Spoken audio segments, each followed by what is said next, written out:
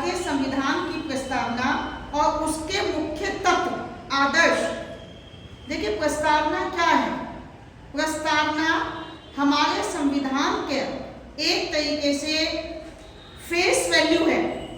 जैसे हम किसी के चेहरे को देखकर एकदम से थोड़ा सा प्रभावित होते हैं, उसका अपने मन में बनाते हैं कि ये ऐसी होनी चाहिए, वो है। और प्रस्तावना मैंने आपको बताया था, पंडित जवाहरलाल नेहरू ने जब संविधान निर्माण हो रहा था तो उद्देश्य प्रस्ताव रखा था। उद्देश्य प्रस्ताव में ये निश्चित किया गया था कि भारतीय संविधान का जो हम निर्माण करने जा रहे हैं उसके हमारे क्या आदर्श होंगे, किन किन बातों पर हम अपने संविधान में प्रमुख रूप से ध्यान देंगे। तो सबसे पहले हम देखते हैं कि प्रस्तावना हमारी क्या है। देखिए हम भारत के लोग भारत को एक संप्रभु, प्रभुत्व संपन्न, समाजवादी, धर्मनिरपेक्ष, लोकतांत्रिक गणराज्य बनाने के लिए और उसके समस्त नागरिकों को सामाजिक, आर्थिक, राजनीतिक न्याय प्रदान करने के लिए विचार, अभिव्यक्ति, विश्वास, धर्म और उपासना की स्वतंत्रता प्रदान करेंगे, प्रतिष्ठा और अवसर की समानता होगी और उन सब में भी हम व्यक्ति की गरिमा, राष्ट्र की एकता और अखंडता निश्चित करने वाली बंधुता, विश्व बंधुत्व की जो बात होती है, बढ़ाने के लिए 26 नवंबर 1949 को इस संविधान को अंगीकृत, अधिनियमित और आत्मार्पित करते हैं। ये हमारी संविधान की प्रस्तावना। अब मैं आपको इसके एक एक शब्द को पहले हम बात करेंगे। इसमें सबसे पहला शब्द है हम भारत के लोग। हम भारत के लोग का अर्थ है कि अंतिम संप्रभु शक्ति जनता में निहित है, जनता स्वामी है।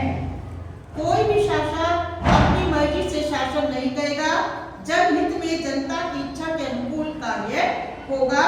और ये संविधान जनता के प्रतिनिधियों के द्वारा बनाया गया है, क्योंकि संविधान निर्माती सभा ने इस संविधान का निर्माण किया था और संविधान निर्माती सभा में जनता ने अपने प्रतिनिधियों को चुनकर भेजा था।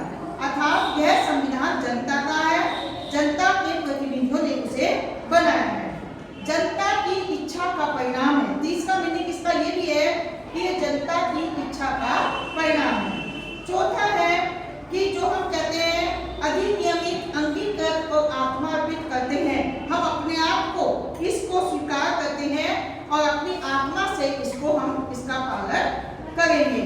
भारत की जनता ने इसे राष्ट्र को अर्पित किया है। संपूर्ण प्रभुत्व संपन्न संविधान। संपूर्ण प्रभुत्व संपन्न का मतलब क्या होता है? आपने अभी फर्स्ट पेपर में पढ़ा था संप्रभुता क्या होती है। संप्रभुता का अर्थ होता है जब राज्य या देश, राष्ट्र आंतरिक और बाहरी मामलों का प्रबंध करने के लिए पूर्ण रूप से स्वतंत्र होता है, तो वो संप्रभु राष्ट्र कहलाता है। इस संविधान के बनने के बाद हम संप्रभु राष्ट्र है। इस संविधान से पहले या 1947 से पहले भारत संप्रभु राष्ट्र नहीं था। नेक्स्ट है आपका समाजवादी राज्य। समाजवादी राज्य, ये जो शब्द है, देखिए जब संविधान बन रहा था उस समय संविधान निर्माताओं ने इस पर मतभेद था कि हम समाजवाद को अपनाएं या पूंजीवाद को। हम समाजवाद के समर्थक थे, जो कि समानता न्याय पर आधारित है, लेकिन ये निर्णय किया गया कि अभी हम कोई निर्णय नहीं करते, जल्दी होगा। अभी हम देश का विकास जिस तरह से होता है पूंजीवाद, समाजवाद दोनों को अपनाते जा रहे हैं। 1976 में 42वां संशोधन हुआ संविधान में और उसके द्वारा समाजवादी शब्द को भारतीय संविधान की प्रस्तावना में जोड़ा गया। तो समाजवादी शब्द मूल प्रस्तावना जो 26 जनवरी 1950 को लागू हुआ था उस समय नहीं था। ये 1976 में 42वें संशोधन से जोड़ा जोड़ा गया है। लोकतंत्र, भारत एक लोकतांत्रिक जनता का जनता के लिए जनता द्वारा शासन है। जनता ही करेगी, प्रतिनिधियों के माध्यम से जनता के कल्याण के लिए होगा और जनता के हित के लिए कार्य होगा। फिर इसमें जो शब्द है वो है आपका धर्मनिरपेक्ष, इंग्लिश में कहते हैं सेकुलर। ये शब्द भी मूल प्रस्तावना में नहीं था। 1976-42वें संशोधन के द्वारा भारत को एक धर्मनिरपेक्ष या पंथ निरपेक्ष राज्य घोषित किया गया। क्यों? क्योंकि भारत में विभिन्न धर्म के लोग रहते हैं, इसलिए सबको समान अधिकार स्वतंत्रताएं हो, किसी के साथ कोई पक्षपात न हो। इस बात को ध्यान में रखकर धर्मनिरपेक्ष शब्द को प्रस्तावना में जोड़ा गया। गणराज्य, भारतीय संविधान में शब्द पहले से ही था प्रस्तावना में। गणराज्य का मतलब है कि भारत अब एक ऐसा राष्ट्र है जिसका प्रधान जनता द्वारा निर्वाचित होगा। और हमारे प्रधान कौन है? राष्ट्रपति। राष्ट्रपति जनता द्वारा अप्रत्यक्ष रूप से निर्वाचित होते हैं।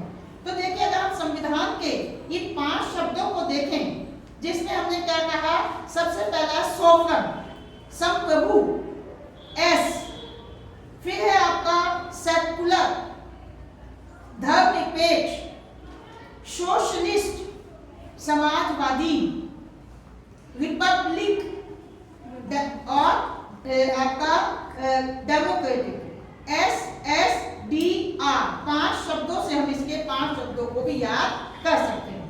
तीनों शब्द पहले एस से शुरू होते हैं, फिर डेमोक्रेटिक, फिर रिपब्लिक। अब इसमें जो नए शब्द हैं वो आखिर सामाजिक, आर्थिक और राजनीतिक न्याय। भारतीय संविधान ये कहता है वो अपने सभी नागरिकों को सामाजिक न्याय देगा। आपने फर्स्ट ईयर में पढ़ा, सामाजिक न्याय का मतलब है सबको समानता। अस्पृश्यता थी, उसको खत्म किया।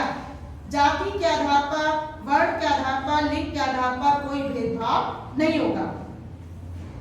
फिर आर्थिक, सब लोगों को जीवन जीने योग्य आवश्यकताएं प्राप्त होंगी। रोजी रोटी, कपड़ा, मकान की आवश्यकताएं राज्य या सरकार पूरा कराएंगे। राजनीतिक, किसी के साथ राजनीतिक क्षेत्र में जो है अन्याय नहीं किया जाएगा, सबको न्याय प्रदान किया जाएगा। तो सामाजिक, आर्थिक और राजनीतिक न्याय। फिर है स्वतंत्रता, भारत के सभी नागरिकों को स्वतंत्रता दी गई है और मौलिक अधिकार का एक पूरा चैप्टर है जिसके माध्यम से नागरिकों को स्वतंत्रता प्रदान की गई है। समानता, सबको समान माना जाएगा। विशेषाधिकार प्राप्त वर्ग की समाप्ति होगी। भारत में पहले सामाजिक आधार पर उपाधियां दी जाती थी। राय बहादुर की उपाधि जो समाज में ऊंच नीच की भावना को उत्पन्न करती थी। तो इस तरह की असमानता को बढ़ाने वाली उपाधियों का अंत किया गया। अस्पृश्यता का अंत होगा। भ्रातृत्व, भ्रातृत्व माने भाईचारा, बंधुत्व।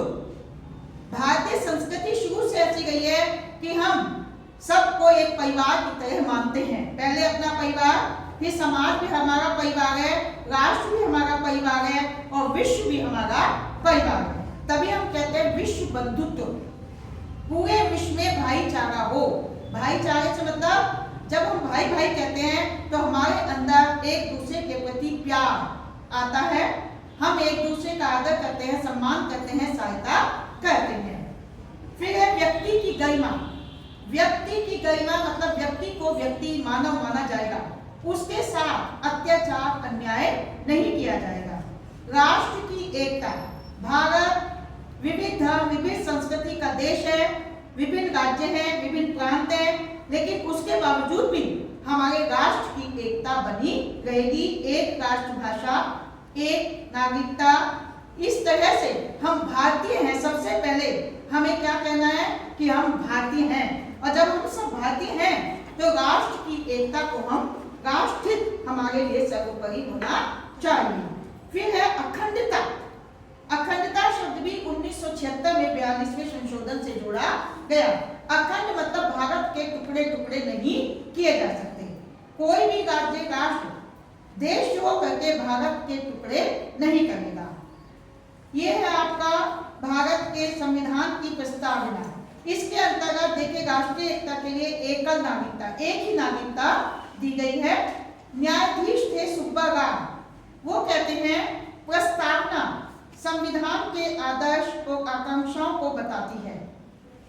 भारतीय संविधान की प्रस्तावना सबसे श्रेष्ठ है, यह संविधान की कुंजी है की तथा संविधान का सर्वश्रेष्ठ अंग है। जैसे हम कहते हैं घर में ताला लगा दे, चाबी नहीं हो, छोटी सी चाबी पूरे घर को बंद कर देती है। ऐसे ही हमारी छोटी सी प्रस्तावना हमारे संविधान जो इतना बड़ा व्यापक है, 395 अनुच्छेद का सबसे बड़ा व्यापक विश्व का, तो ऐसे उस व्यापक संविधान की एक छोटी सी की है कि अगर हम इसे पढ़ ले या कोई विदेशी अगर भारतीय संविधान को जानना चाहता है कि वो क्या है, उसके आदर्श क्या है, मूल्य क्या है, तो इस छोटी सी प्रस्तावना से उसे भारतीय संविधान का ज्ञान हो जाएगा, सब्सटेंस से समझिए। तो ये आपका मैं दोबारा रिपीट कर रही हूँ, समाजवादी धर्मनिरपेक्ष अखंडता शब्द 42वें संशोधन के द्वारा जो कि 1976 में हुआ था, हमारी प्रस्तावना में जोड़े गए। तो यहाँ पर आपका भारतीय संविधान की प्रस्तावना का जो चैप्टर है ये आपका एक जो है खत्म होता है। इसी के साथ अब मैं आपको बताती हूँ